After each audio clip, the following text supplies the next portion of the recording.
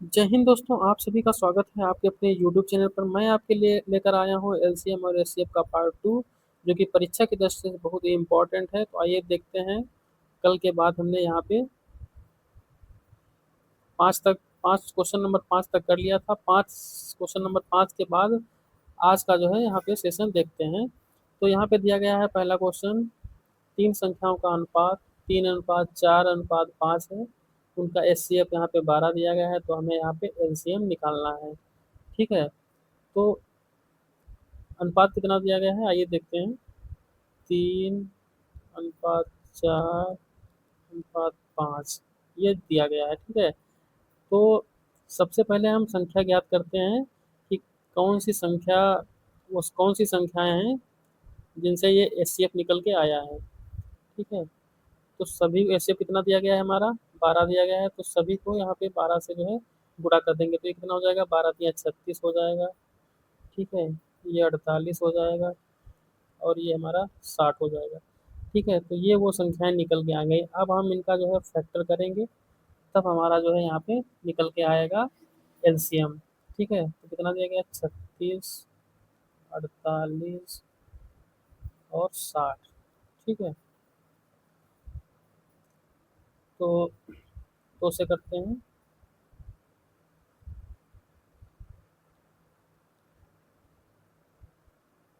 ठीक है। फिर दो से करते हैं। यहाँ पे 9 हो गया, ये 12 हो गया, ये 15 हो गया। ठीक है। फिर तीन से करते हैं। 3×3=9, 3×4=12 हो गया और 3×5=15 हो गया। ठीक है। तो ये हमारा जो है फैक्टर हो गया। देखिए फैक्टर में क्या आया है, 2×2×3×3×4×5। ठीक है। अब इनकी हम गुणा करते हैं। ठीक है।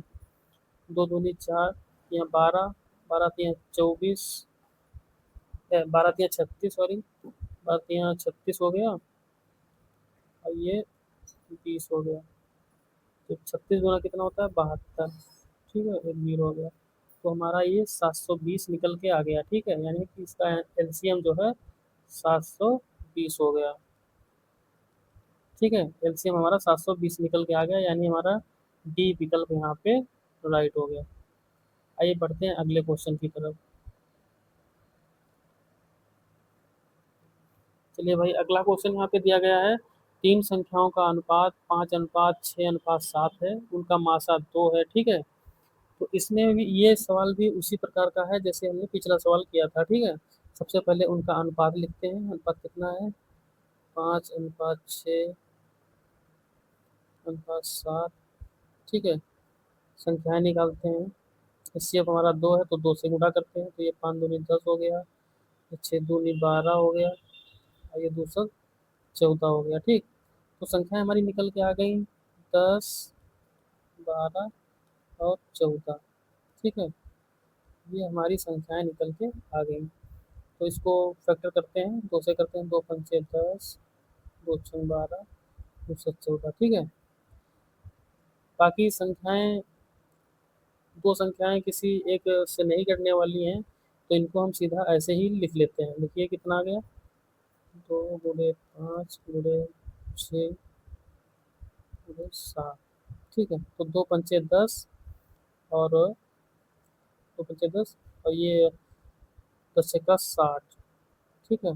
60 × 7, तो कितना हो गया, 6×7=42, 6×7=42 और एक जीरो, 420 हमारा निकल के आ गया। यानी 420 सी विकल्प, यहाँ पे सी विकल्प हमारा जो है राइट हो गया।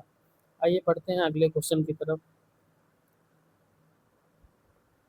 अगला क्वेश्चन हमारा यहाँ पे दिया गया है, दो संख्याओं का अनुपात 3:4 है, 3:2 है। तो उनका लासा यहाँ पे दिया गया है। ठीक है। इसमें जो एलसीएम दिया गया है और हमें एचसीएफ यहाँ पे निकालना है। तो आइए इसको भी जो है उसी प्रकार से करते हैं। देखिए अनुपात कितना दिया है, 3:2 दिया है। ठीक। तो ये हमारा ए हो गया है, ये बी हो गया। ठीक है। अब एक जो पहली क्लास थी उसमें हमने एक फार्मूला बताया था, A into B into H C F बराबर एलसीएम होता है। ठीक है, तो ए हमारा यानी कि 3 हो गया, बी हमारा 2 हो गया, और एच सी एफ हमें निकालना है, और हमारा एलसीएम कितना दिया है, 72 दिया है यहाँ पे, यानी कि 72 दिया हुआ है। तो ये कितना हो गया, 3 दूनी 6 एच सी एफ। ठीक, ये 72, तो कितना हो गया, 12 छंग 72, यानी एच सी एफ बराबर हमारा यहाँ पे 12 निकल के आ गया। ठीक है, तो हमारा डी विकल्प यहाँ पे सही हो गया। आइए बढ़ते हैं अगले क्वेश्चन की तरफ। अगला क्वेश्चन दिया गया है, दो संख्याओं का अनुपात 3:4 है। ठीक है, ये दो संख्याओं का अनुपात दिया गया है 3:4, उनका एचसीएफ दिया गया है। ठीक है, इसमें क्या है, एचसीएफ दिया गया है और एलसीएम हमें यहाँ पे निकालना है। ठीक है, तो आइए देखते हैं। ये देखो, अनुपात हमारा हो गया 3:4। ठीक है, तो फार्मूला अपना वही रहेगा, A into B into H C F बराबर में एलसीएम। तो एक ही जगह पे क्या रखेंगे, 3 रखेंगे, ये हमारा 4 हो गया। एचसीएफ कितना है यहाँ पे, एचसीएफ दिया गया है 8, एलसीएम हमें निकालना है। तो अब इसके हम आगे गुणा कर देते हैं, तो हमारा कितना हो जाएगा, 3 × 12 और 12 यहाँ पे 96 हो जाएगा। ठीक है, एलसीएम हमारा कितना निकल के आ गया, 96। यही हमारा राइट आंसर हो जाएगा, यानी कि सी विकल्प। आइए बढ़ते हैं अगले क्वेश्चन की तरफ।